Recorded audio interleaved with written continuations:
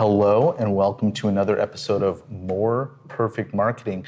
If you're a regular viewer or a regular listener, you may notice something a little bit different about this episode. If you're watching, you'll see that the environment is not a Zoom call, but a live call from an interesting environment. We'll get into where we are in just a moment. And if you're listening, you probably notice the sound is a bit different than normal. So today, we're going to be talking about PR, and whether that is public relations, press releases, we'll find out in just a moment. But to help me in that conversation is a brilliant and enthusiastic practitioner of the PR craft, and that's James Foo Torres, who goes by Foo. So Foo, welcome.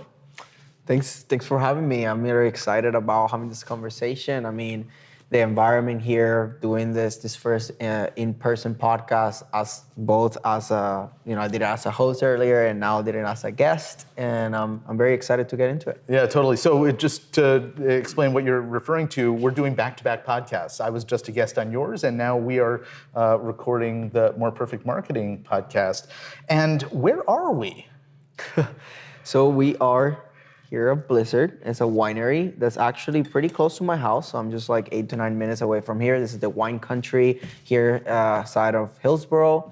And that's Oregon for those who don't know where Hillsboro is. And we both happen to live right here in the region. Right, and we connected online, and then we're like, wait, we're like local to each other. And then we planned this literally on the first call that we had together.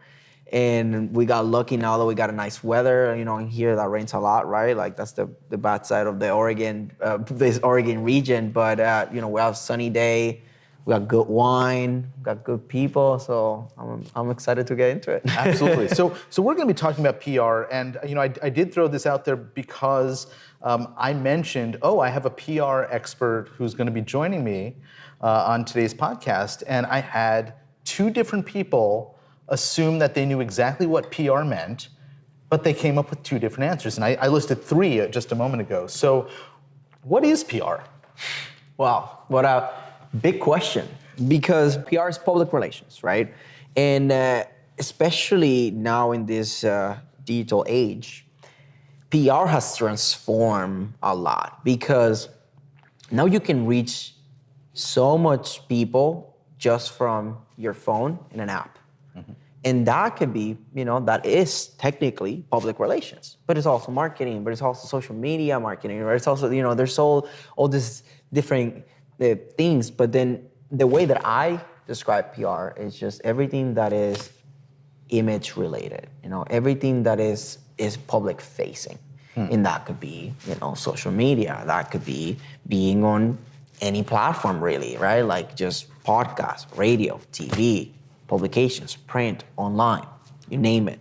So that is how I describe it. That's what I tell people that with my clients, I even tell them about like the way that they dress and the way that they present themselves everywhere, not just in the media, right? Because now social media, right? Like there's so many mediums now, right? Like, and that's how I see social media, that's how I see everything. It's just a way to broadcast. It's just different channels with different people, with different formats, but that's how I see public relations. So for me, it's just everything that is public facing, and that can mean a lot of things. I think if we think back in history to things like, where did this business that you're in, this profession that you're in, where did it originally start? And I think it probably started with newspapers and periodicals and print. Even before there was radio, before there was television, there was a desire for businesses or personalities, right, performers, to get an audience to learn about them or get the public to find out about them.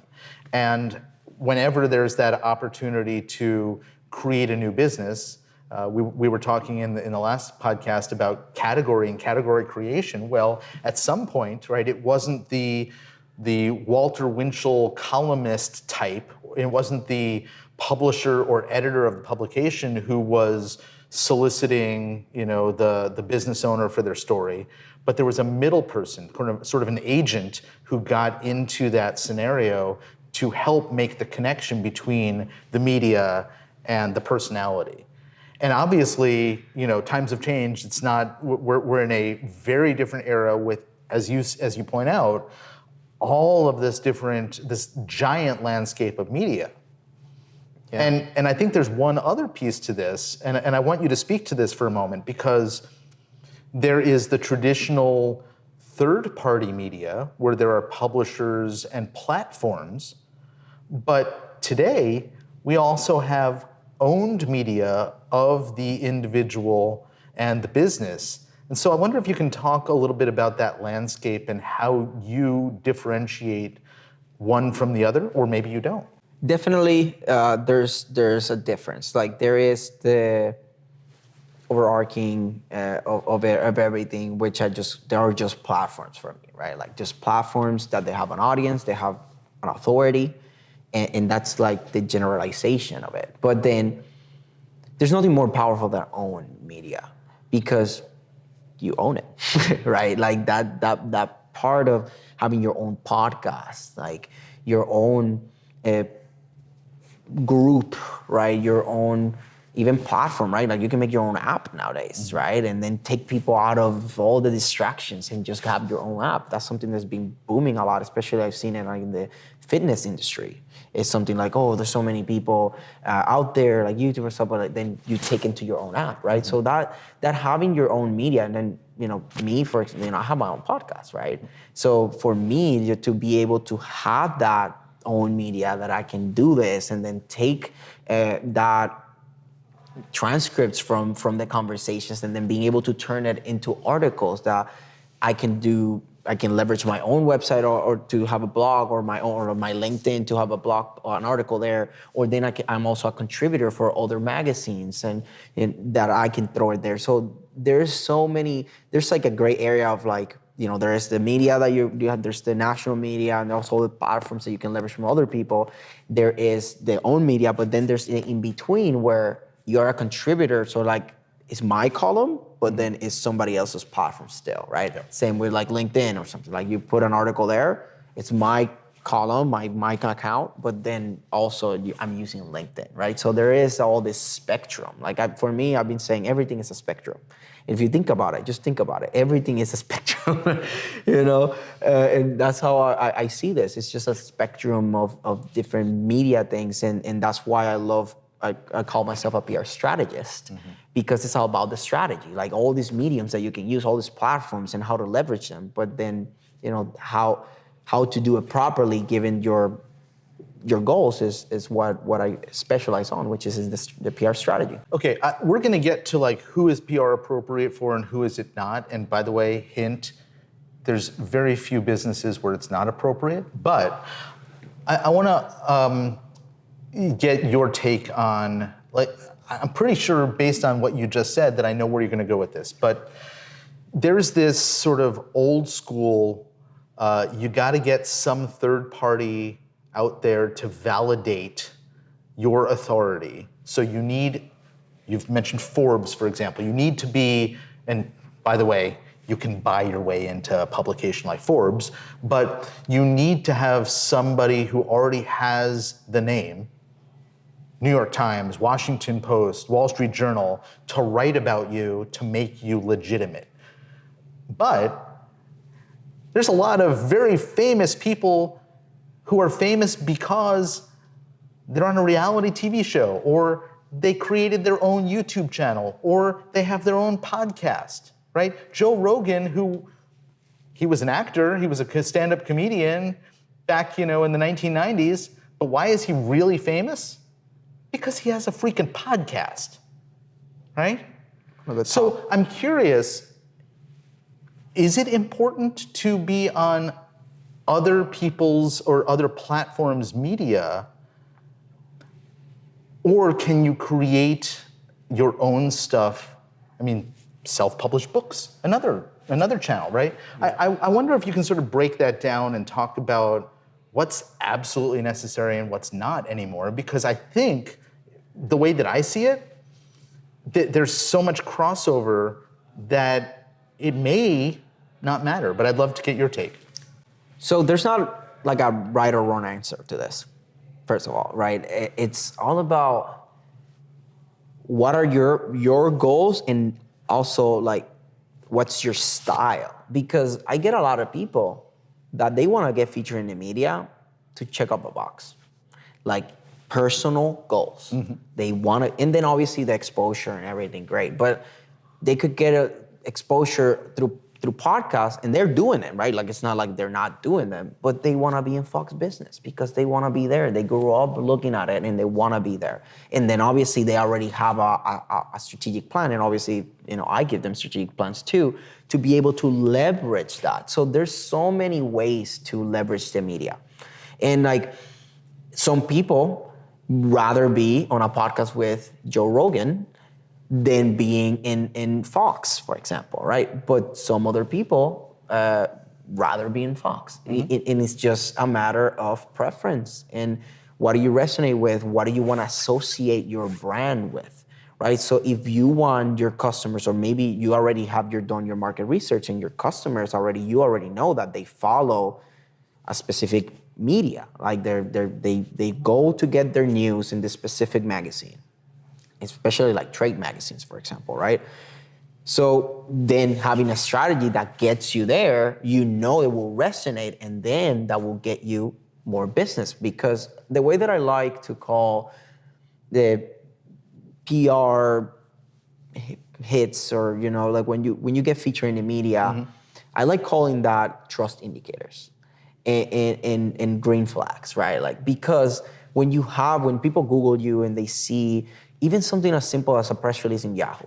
Like a lot of people don't even know what a really press release means, and they see you associated with Yahoo and probably don't even read the whole thing, and then they just associated with Yahoo, they automatically will give you the chance to talk to you. So when you say trust indicator, you're talking about the implied endorsement of a known brand, a third party. Exactly. And you can't do that if it's your own YouTube channel. Because you can't, like, you can talk about yourself all you want, but people can say like, oh, he could just be saying that. But then when there's other people talking about you, which being on a publication and like Forbes, a contributor that's talking about you. Yeah. It's not just a person talking about you, like, having a testimonial, like, oh, I don't even know that person. For all I know, that could be his cousin or whatever, right? Like, so when you see like, oh, this person from this column in Forbes, and now that I can click and then even check their social media and stuff, why they're associated, and this person is endorsing basically because they're willing to share in their column.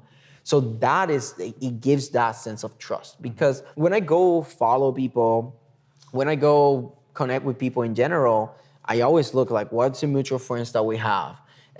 What's their digital presence? Like, what's out there? Let me see how their social media looks. Like I do, and most people do, like, don't you, like, as the audience, you go, oh, I'm gonna buy this $30 thing in Amazon, and then you start looking for all the reviews, right? So it's the equivalent of that, right? You can have Google reviews, and that's great. Those are green flags too, right? They're trust indicators. You can have testimonials, you can have case studies.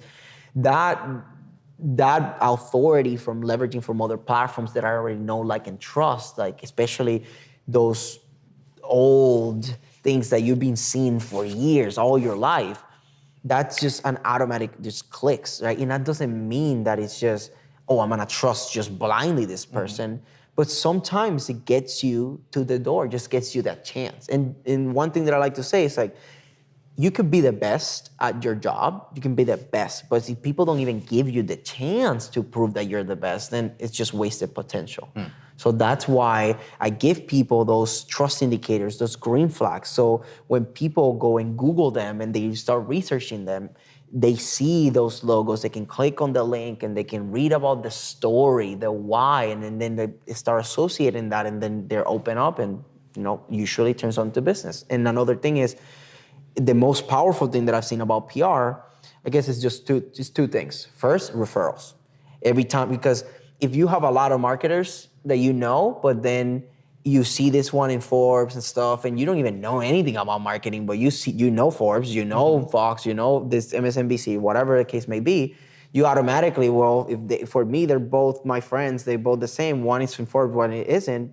then that's gonna be the differentiator.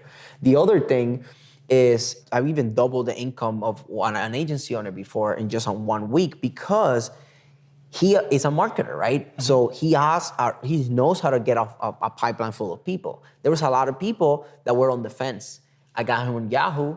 He showed that. Obviously, he's a marketer, so he knows how to market that. So he blasted out everywhere, and he got clients right off the bat because there was a lot of people on the fence. So those people on the fence is a great way to, prove that you are the right person when they see you associated with this. Okay, so I was just about to ask you about this topic you just brought up, which is where does PR fit with the mix of other activities that you can engage with in marketing? And this was a really good example because you're saying leverage, like create the PR or have someone create the PR around you, right? And there's lots of ways to, I want to use the word manipulate, but that's not necessarily a negative word, right? Manipulate the process of PR being created and then leverage it with other activities. Can you talk a little bit more about how other marketing activities can amplify the results of a PR campaign? Definitely. So one thing that I want to be very clear, just press moments will not do anything for you. Just being featured in one place will do very little. Maybe you get lucky and the right person got interested and they really want to go out of their way to find you and do things. But it's a norm that just by being featured in any magazine or even TV, and even national TV, often it's not just like the one thing you do or just press moments. So that's why I realized this as I started getting hits for my clients and we were not getting the results that we were expecting. So then from my experience, I've shifted now to empower ideas into movements, which is now the tagline of my business. Okay. Because I realized if you want to be the top authority, you want to be the number one authority in your niche or just in your space in general, and you want to be nationally recognized or even internationally recognized, you have to have your own movement. You can't just rely on just being this godlike figure that is the best. You need to stand for something that is bigger than any individual. And that's the approach that we've been taking now with our clients. So the three pillars of starting a movement, the way that I see it and the way that I apply for my clients is the three pillars are branding, content, and publicity strategies.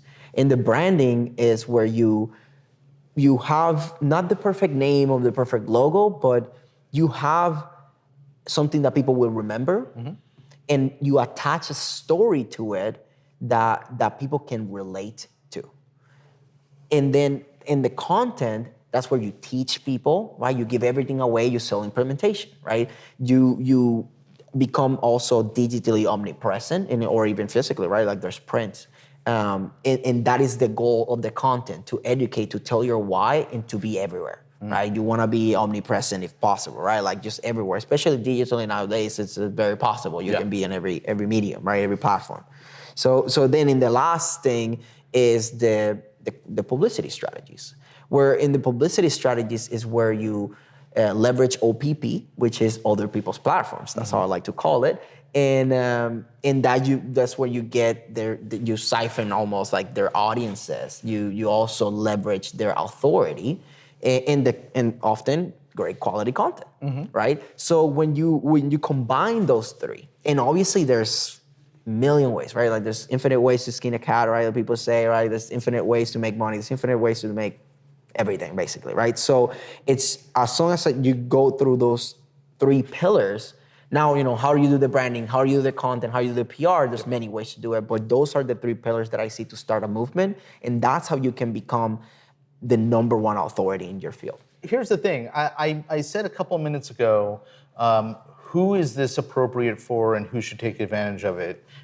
Just about any type of business. But then the way that you described it, I think for some types of businesses, may feel incredibly intimidating. Like, wait, I don't want to start a movement. I don't want to be internationally known. I'm just, I just have a law firm and I practice in a small little town, and I just want to make sure that, people know me more than the other 3 lawyers here in this town.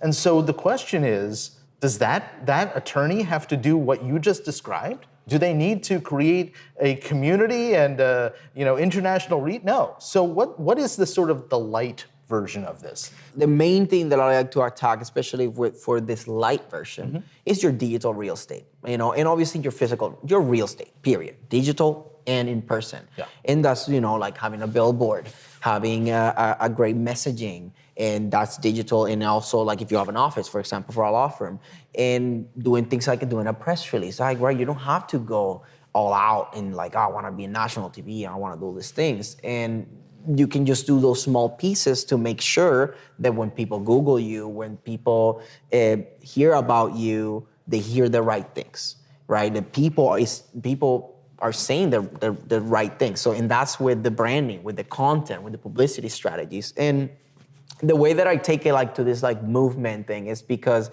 I'm just like a big thinker, very big, like I have big goals and I want to do big things. And that's how I pick my clients too. And there's a lot of ways to do PR. The way that I do it doesn't need to be like, oh, there's no right or wrong way, right? Yeah. So it's just the way that I do it. And I like doing big things like that because when I get big clients, I learn so much from them. So that's just my style, right? Like I want to empower ideas into movements as a mission for me to the way that I see what I'm doing with PR is to amplify the impact of exceptional business leaders by leveraging other people's platforms, right? That is my thing. That's what I do. And the reason that I go, typically my clients are 7-figure plus earners that they have carved their way into the market. They have sales, the proof of concept, but now they want to be the ultimate authority. They want to be a nationally or even internationally recognized brand. And when you think about tax strategy, boom, you think about David A. Press, right? Like that's one of my clients. That's what they want. Not everybody wants that, though, right? And that's why, like, even though those are my ideal clients, sometimes, I get a referral, I get something, I really want to help because I like helping people. I can help you with a press release, and you don't have to be a 7-figure plus earner or anything. I'll do the press release for you. I have all the resources. It doesn't even take me that much time, really, with my team. So, of course, I can help people doing things that are smaller like that. But I just like doing big things. So just like with any industry, the PR world is pretty broad in terms of service providers. And I'm thinking years ago, I was working with a retail shop, and they were talking about how do we get promoted, and it happened to be the wine industry, right? How do I get promoted and listed as a place where somebody can pick up the wines that are written about in columns, right? This is a very common thing in a lot of consumer publications. It's like, here's the product, and here's a place where you can buy it.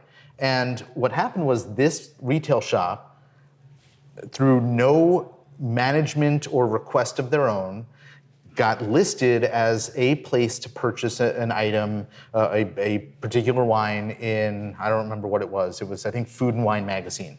And they were like, the phones blew up, they sold out of that wine, and they wanted to recreate that experience. So what did we do? Well, I was working as a marketing consultant with them. I didn't really know the PR space, and we started shopping around to PR agencies. And here's what we were told by the agencies, and I think I need you to sort of flesh this out because this is very different from what you do. One agency after another, we spoke with 5 or 6 of them, told us something like, here's our monthly retainer. We will not guarantee any placement, but the only way you can get placement anywhere is if you engage us. And then we would ask questions like, well, how do you get the placement? And they say, well, we have tapped into the reporter market. And when people are looking for somebody to comment on something or a resource, they come to us first, and we then hook them up. Or we're on Twitter, and we are constantly following what people are looking for so that we can jump into the middle of the conversation. And that's what you're paying us the thousands of dollars a month to be able to get your name in front of the opportunity should it arise. That's a pretty scary place to be in the PR world. I know. It is crazy. I mean, I've been working on ways that I can guarantee things, and then when those opportunities come, then that's when I take advantage of them, right? Because so that way it's not just depending on that, right? And that's why we're doing a shift right now of focusing a little bit more on like being a media company. Yeah. Because that way, like for example, like doing this, right? We can promote, let's say like this one, right? And promoting Blizzard, and we have numbers, we have exposure that's just undeniable, right? I can show you the numbers, can show you the back end, period. You getting the exposure. If I then write this, a piece from the transcript of this, and I pitch it to Forbes or pitch it to literally any column, and it gets picked up, then that's gravy, right? Like that's happened, but then I cannot guarantee it, right? Because I don't know if they're gonna pick that up or not, right? Or unless we go into like the sponsor, but then that's an advertisement, right? And there's a gray area in this space, and that's why, you know, one of the main things that I really wanted to do when I started understanding this industry, it's like, how can I make this industry better? Because I don't like that. Like what you just said is scary for me, scary for everybody. Like nobody wants to pay thousands and thousands of dollars and then not have no guarantee of something actually coming out of it. And you know, obviously that's why the PR is a long game, right? Yep. Too. Because obviously you can't guarantee something's gonna happen, but if you pitch right for a long period of time, something will happen as long as what you have to offer actually has value. And that's what I told my clients too, like you are an asset for the media, not the other way around. After your feature, then obviously that's an asset for you, you can leverage it. So that's why like I love combining the social media side of things, the podcast, the things that I can control, right? Because there's a lot of things that I cannot control, and I want that to be an extra. Like, oh, if I got you here and we can establish things like, look, if I'm actually spending all these hours on scouting for you and pitching, then we have to establish something, some kind of deal that makes sense, right? Yeah. So that's the way that I do it. I always look for ways like, you know, doing a press release, doing sponsored things that are guaranteed, and then playing the social media game and the own media side of things that I can guarantee. And then from there, you know, the rest is gravy. And I think that it's an interesting and perhaps, you know, it's the new version, the new iteration of that old school model that I was describing. But there's a lot of agencies that are still built around that old school model because it's what they've always done and it's what they know. And so the addition of the owned media and the strategic, okay, not only do we have to be strategic about what we're pitching and to whom and how to position our client, but also we're gonna create something. Now we have a whole new skill set we have to bring into our organization. And so the fact that you've sort of mapped that out and figured out how to balance those things to support the client projects you're working on, I think is both refreshing and probably reasonably uncommon, at least historically in your industry. Yeah, and that's why since the beginning, I was like, look, I want to make this industry better. Given that it's so normal to not having to guarantee, a lot of people take advantage of that. And there's a lot of scammers in the PR game. I mean, you know, I've been taken advantage of. I know every single PR agency owner that I know has been scammed on some way or another. Because they say like, oh, like, yeah, I get you here, look, I got this connection with this, and you're paying for the connection, right? Like you're paying because that's how the PR world works. I mean, if you're gonna give me a connection that is super valuable for me, like I happily pay for it because I want that. It's like there's no different to paying for being in a mastermind to get access to a person that you really want to talk to. It's just no different than that. So that is the ugly side of PR, right? Like the fact that it's so common that it's not guaranteed, and people take advantage of that. That's just the ugly thing. And together, like we've been getting together between all the agency owners that I know, and we'll be like weaving people out. We call each other out. It's like, hey, this person no, or this person yes. So we've been creating that. We're kind of creating like an association basically that we're building between us. The more that you go to the top, the smaller the circle gets. Yeah. And I've got access for a lot of people, and that's the thing. So that's the ugly side of things. But then the other thing is like there's some people doing it like that and getting amazing results still. Right, so this is just, there's a lot of pros and cons in that. We're just about out of time, but I want to make sure that for our viewers and listeners who want to learn more from you, there's a lot of places they can follow you. We'll make sure to include all of the various links to all of your media. But what's the one best place that somebody could connect with you? The best way to find me is just Google my name, right? James Foo Torres. But if that's too long, easier is James L, as in Louis, Foo, F-O-O.